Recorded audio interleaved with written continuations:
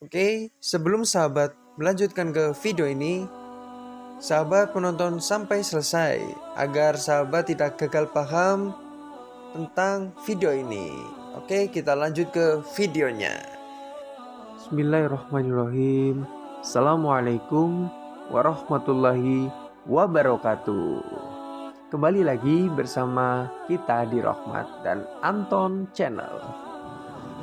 Di sini saya akan menceritakan kisah-kisah Nabi yang sebelumnya saya sudah kisahkan dari Nabi Ishak alaihissalam. Untuk saat ini saya akan menceritakan perjalanan kisah dari Nabi Yakub alaihissalam. Akan tetapi sebelum sahabat-sahabat menonton video ini, sahabat jangan lupa untuk mengklik tombol like, komen, share, serta subscribe dan nyalakan notifikasi loncengnya agar sahabat-sahabat tak ketinggalan updatean video terbaru dari Rahmat dan Anton Channel dan membuat kita lebih semangat lagi dalam memberi wawasan, berbagi pengetahuan kepada sahabat-sahabat semua. Dan sahabat jangan lupa untuk mengklik tombol subtitle agar sahabat bisa membaca serta memahami dari video ini. Oke, kita lanjut ke ceritanya. Nabi Yakub alaihissalam. Nabi Yakub merupakan putra Nabi Ishak alaihissalam bin Ibrahim alaihissalam. Sementara ibunya adalah putri dari saudara Nabi Ibrahim. Suatu hari, Nabi Yakub berangkat ke Babilonia untuk menemui pamannya. Ia selalu mengadakan perjalanan pada malam hari dan siang harinya digunakan untuk istirahat. Oleh sebab itu, keluarga Yakub dan keturunannya kelak dinamakan Bani Israel yang artinya suka berjalan malam. Di dalam perjalanan itu Nabi Yakub tertidur di atas sebuah batu besar. Lalu ia bermimpi mendapat wahyu dari Allah Subhanahu wa ta'ala. Aku Allah yang tidak ada Tuhan selain aku. Aku Tuhanmu Yakub. Sesungguhnya aku telah mewariskan bumi yang suci ini, Baitul Maqdis, untukmu serta keturunanmu kelak. Dan aku memberi berkat kepadanya dan engkau aku beri kitab dan perjalanan dan pelajaran-pelajaran serta hikmah dan kenabian. Sampai di Babilonia, Yakub diterima oleh pamannya serta disambut dengan baik. Bahkan Yakub dinikahkan dengan kedua putrinya. Dari kedua istrinya itu, Nabi Yakub memiliki anak sebanyak 12 orang. Nama lain Yakub adalah Israel.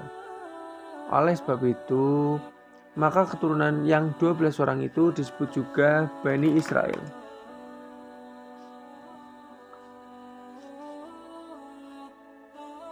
Nabi Yakub kembali ke Kanan.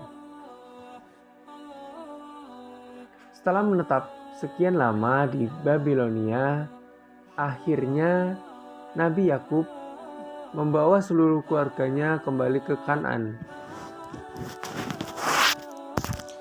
Pada saat itu,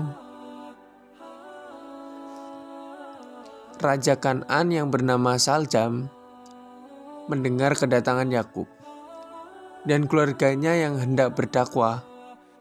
Lalu, Raja Saljam yang begitu sombong, angkuh, pun mengusir Yakub alaihissalam. Siapakah yang mengizinkan kamu tinggal di daerah kekuasaanku? Tanya Raja Saljam. Saya adalah Yakub, putra Ishak alaihissalam, dan saya tinggal di daerah ini adalah atas izin Allah. Sesungguhnya aku adalah Nabi utusan Allah yang akan mengajak kamu sekalian menyembah Allah. Nabi Yakub pun menjawab seperti itu. Lalu Raja Saljam begitu marah, begitu murka mendengar jawaban Nabi Yakub. Ia pun lantas memerintahkan rakyatnya untuk mengusir Nabi Yakub beserta keluarganya. Akan tetapi, Nabi Yakub tetap bertahan dan terus mengajarkan agama-agama Allah.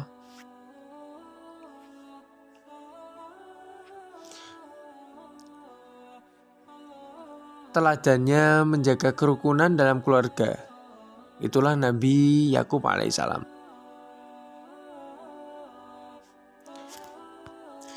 Melalui surah Hud ayat 71 sebelumnya sudah terjadi peristiwa tatkala Nabi Ibrahim alaihissalam beserta sang istri Siti Saroh didatangi malaikat utusan Allah Subhanahu wa taala. Seperti diketahui kala itu usia Sarah sudah menginjak sekitar 90 tahun, sedangkan Nabi Ibrahim berumur hampir 120 tahun. Yakub adalah seorang cucu dari Nabi Ibrahim alaihissalam dengan ayah kandungnya bernama Ishak alaihissalam. Melihat situasi yang semakin memburuk, Yakub mencoba meminta saran kepada ayahanda mengenai solusi terbaik dalam bersikap terhadap Ishu. Usai mendengar keluh kesah salah satu putranya itu, Nabi Ishak memberikan saran agar Yakub pergi berhijrah ke Paddan Aram di Irak untuk menghindari dampak permusuhan dengan saudara kandung. Akhirnya pergilah Yakub ke negeri Irak. Di sana ia menemui saudara ibunya yang bernama Laban. Kelak dua anak Laban yakni Laila dan Rahel dijadikan istri oleh Nabi Yakub alaihissalam. Dan istrinya Rahel itulah kemudian lahir Nabi Yusuf alaihissalam. Selain itu ia juga memberikan nasihat dan menyelesaikan masalah mereka dengan bijak. Salah satunya pesan Nabi Yakub alaihissalam yang ditinggalkan kehendak anak-anaknya yang berkaitan dengan pesan ketakwaan kepada Allah Subhanahu wa taala. Al-Quran Surah Al-Baqarah ayat 133.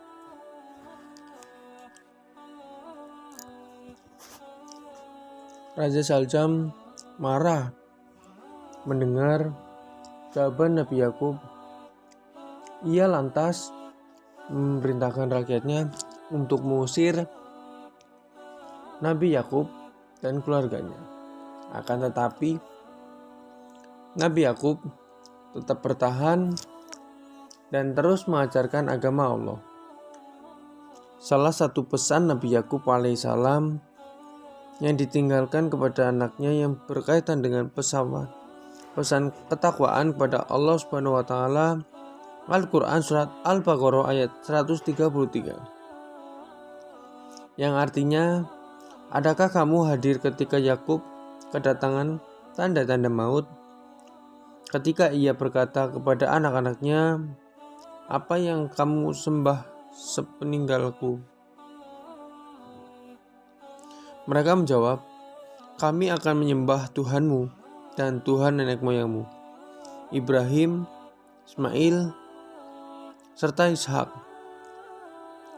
Tuhan yang Maha Esa dan kami hanya tunduk patuh kepadanya.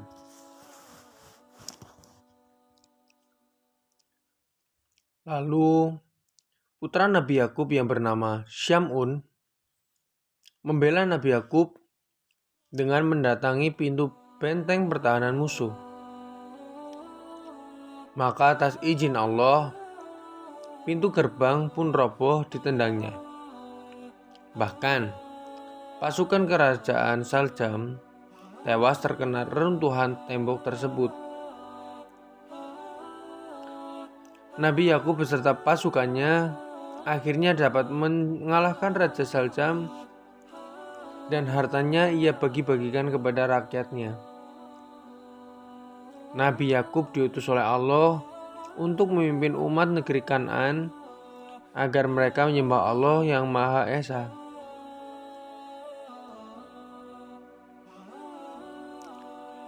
Diriwayatkan Nabi Yakub meninggal di Mesir pada usia 137 setelah ikut hijrah bersama salah satu putranya, yaitu Nabi Yusuf alaihissalam, yang menjabat sebagai salah satu pembesar di negeri Mesir. Lalu untuk memenuhi wasiatnya, maka Nabi Yusuf memindahkan jenazahnya ke kota Al-Khalil, Palestina.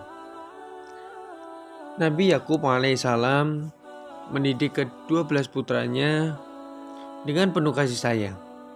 Ia mengajarkan kepada anak-anaknya untuk berbuat baik serta beribadah kepada Allah Subhanahu wa Ta'ala, sebagaimana yang diwasiatkan oleh kakeknya Nabi Ibrahim alaihissalam. Allah berfirman dalam Quran surat Al-Baqarah ayat 132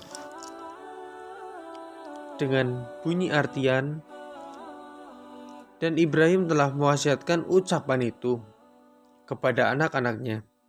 Demikian pula Yakub, Ibrahim berkata, "Hai anak-anakku, sesungguhnya Allah telah memilih agama ini bagimu.